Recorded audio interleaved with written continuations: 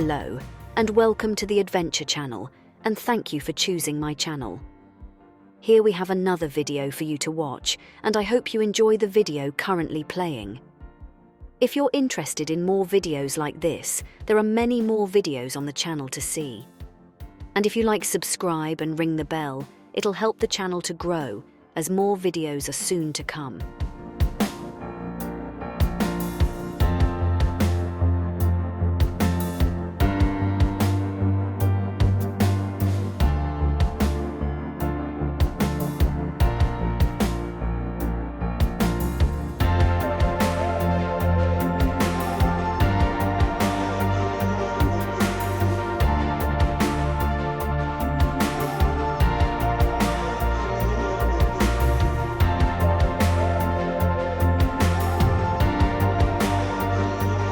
The Devon village of Branscombe is found on the south coast of Devon between Seaton and Sidmouth, and is one of the most relaxing and picturesque villages on Jurassic coastline.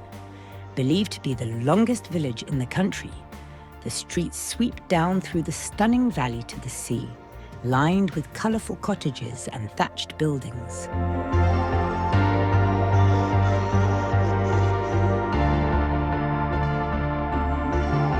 Here you will find pretty rows of thatched cottages, with hanging baskets and climbing roses decorating the outside, a picturesque dovecote and a church with one of the most inspiring views in the county.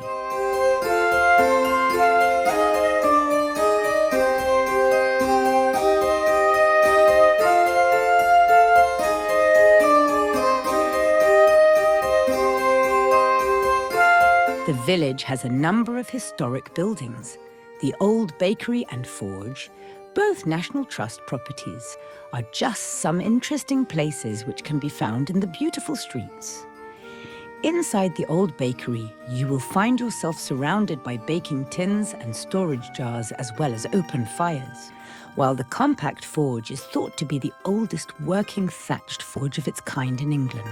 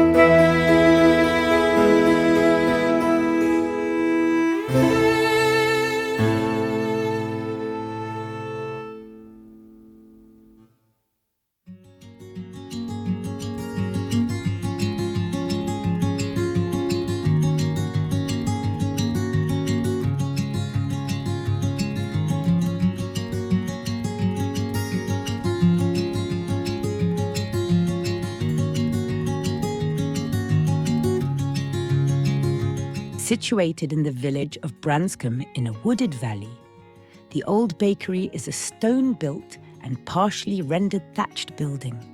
Nearby, the water-powered manor mill probably provided the flour for the bakery. Run by Gerald and Stuart Collier, the Branscombe Bakery was the last traditional bakery in Devon.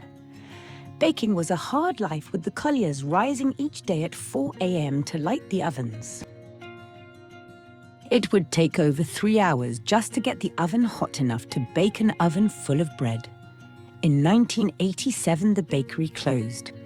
Baking bread under modern health and safety regulations would have meant radically altering the bakery, ruining its traditional character.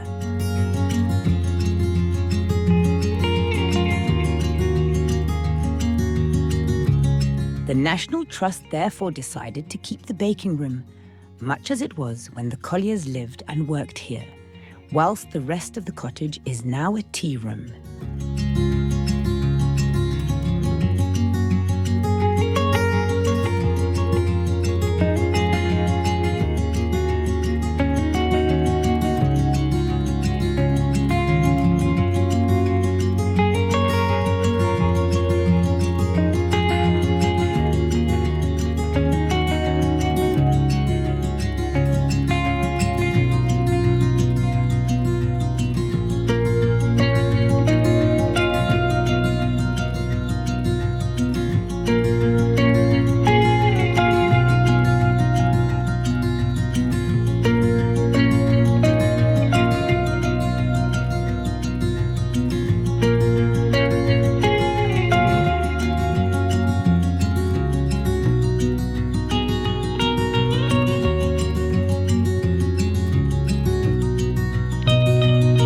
Branscombe Forge was built in the 18th century and is believed to be the oldest thatched working forge in the county.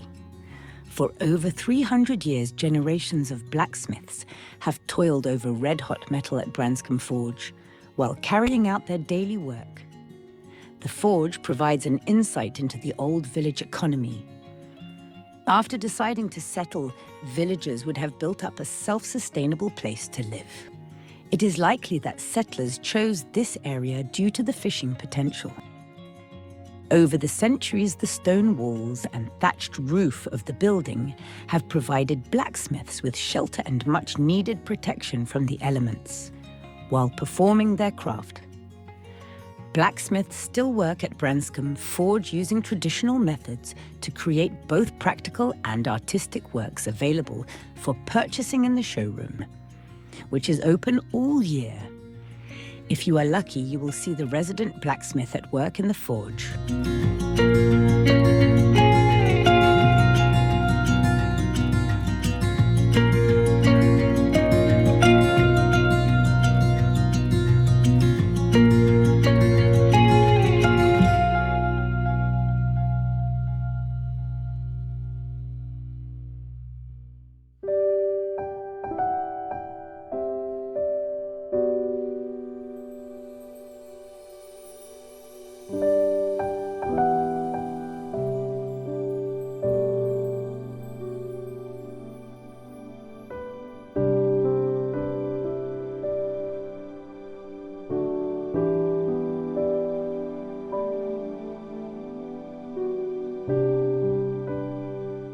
From the 16 to 1800s, Branscombe was a major source of handmade lace. Many of the village's women managed to scrape together a living from the sale of their lace.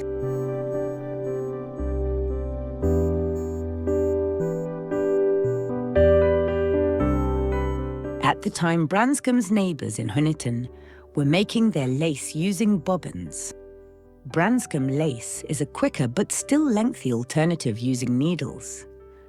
The thread used is way thicker than Honiton's, resulting in a more solid product.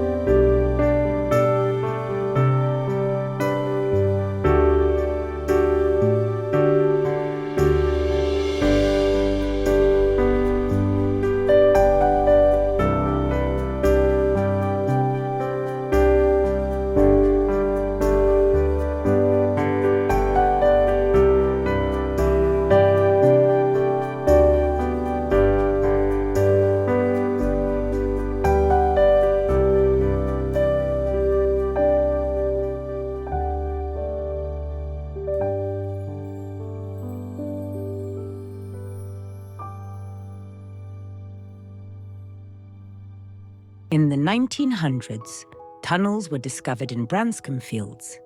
Some believe that smugglers would dig a tunnel to the middle of a field, widen the end to create a chamber for the stolen goods and conceal it using turf. The smuggling trade grew so large in the areas of Beer, Branscombe and Seaton that dragoons who were members of the cavalry were sent to try and capture gang members. The cargo of brandy, tea, tobacco and silk, among other items, came generally from the Channel Island of Alderney and the north coast of France.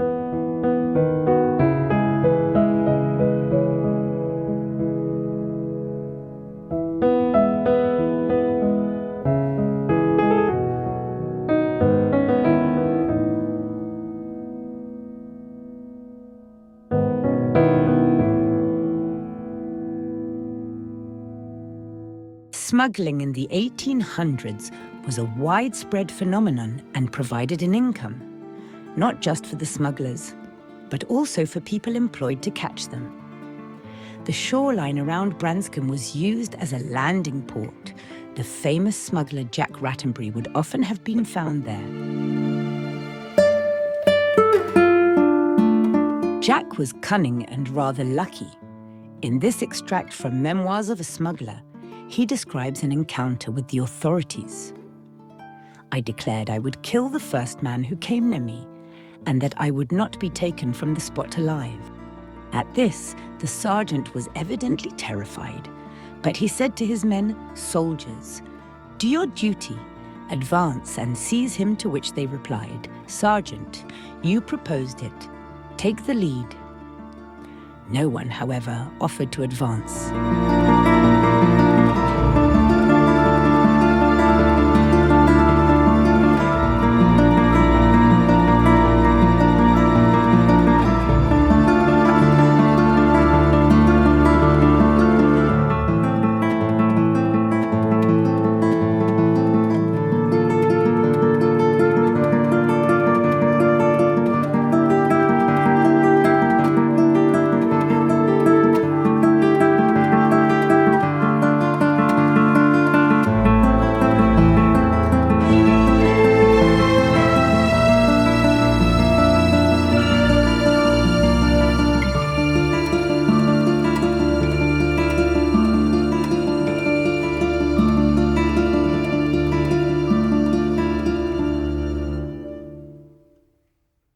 Branscombe Beach was famously affected by the beaching of the MSC Napoli in the nearby Lyme Bay. This 62,000-ton cargo ship was deliberately run aground after being damaged in a storm in January 2007. Over the next 2 years, the spotlight was on this beached vessel and the complex salvage operation. The beach remained open throughout the summers of 2007 and 2008, due to the hard work of contractors employed by the ship's owner, council staff and local volunteers.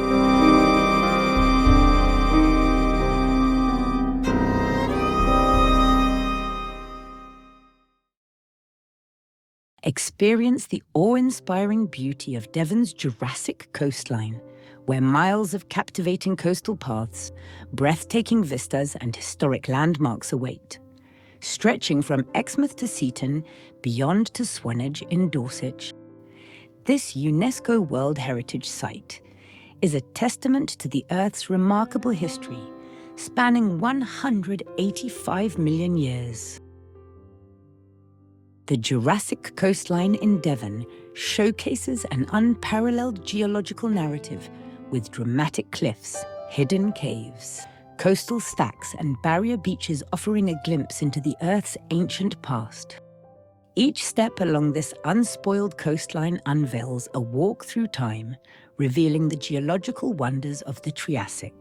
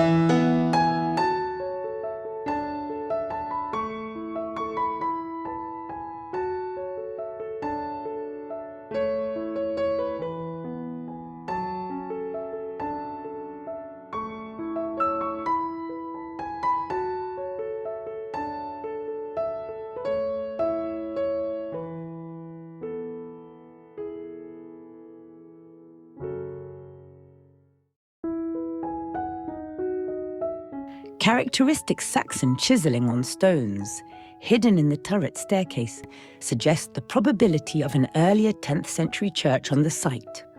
St. Winifred's is among the oldest and most architecturally significant parish churches of Devon. The 12th century square central tower is one of only 4 completely Norman towers in Devon. Parts of the nave walls to the west of the tower are also Norman. The transepts stand very unusually to the west of the tower and are perhaps mid-13th century. The chancel is early 14th century, though the east window was replaced in the time of Bishop Neville from 1458 to 64. Interesting features include the font, which is 15th century. The 18th century pulpit is a 3-decker, which is almost unique in Devon. The lessons are read on the lowest level, while the middle is for prayers, and the hexagonal 3rd level for the sermon. Other woodwork includes the fine Elizabethan oak gallery and the 17th century chancel screen, including the altar rails.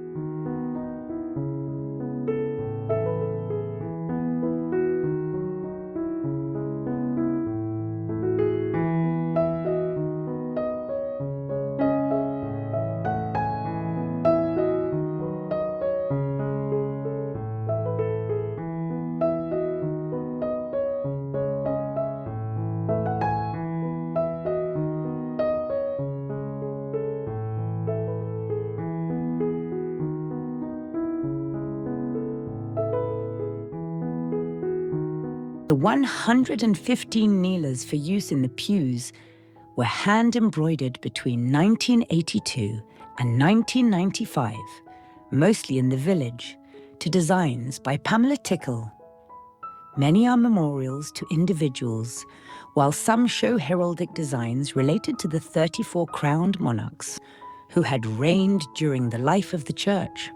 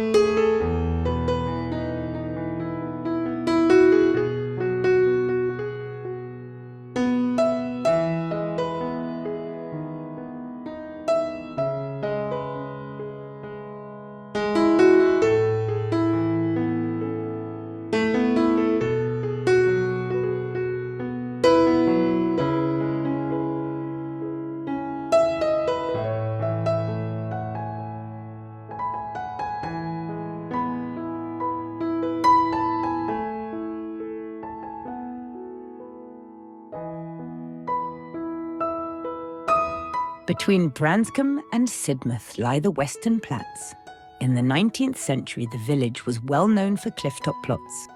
Thanks to the unique microclimate on the cliffs, local residents were able to produce early crops of flowers, vegetables and strawberries. Most successful were the Branscombe potatoes, which rivaled those from Jersey. Cliff farming was originally developed to keep the local fishermen occupied within sight of the water, as fishing from Branscombe Beach can be difficult due to its steep and unsheltered nature.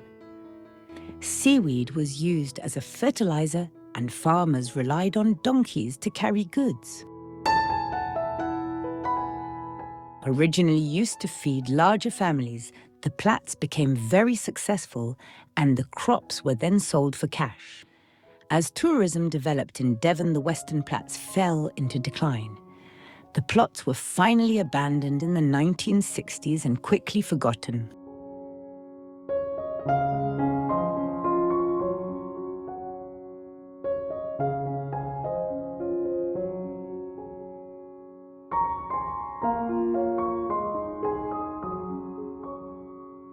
Whether you are looking for interesting attractions, wanting to explore stunning natural landscapes, experience thrilling outdoor activities, or just wanting somewhere to stay, eat or shop, you'll find it all in Seaton.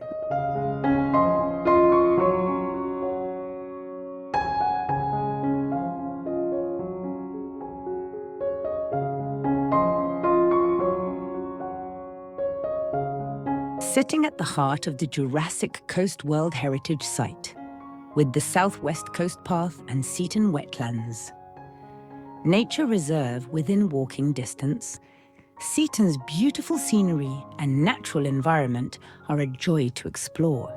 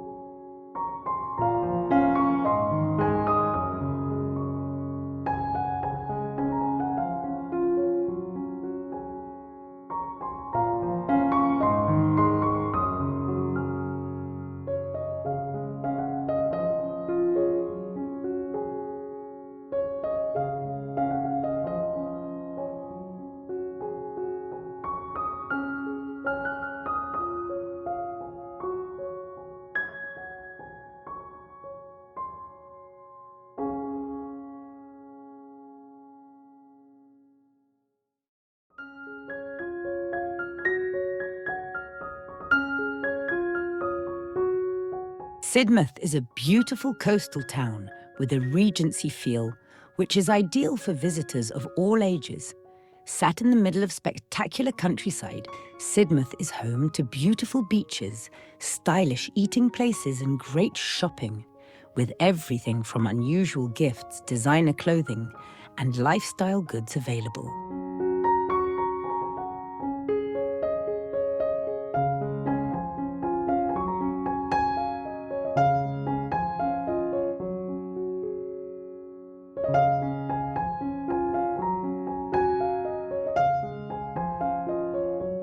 Hello again. If you liked the video, please subscribe and ring the bell for more videos to come. And thanks for your time for watching my content.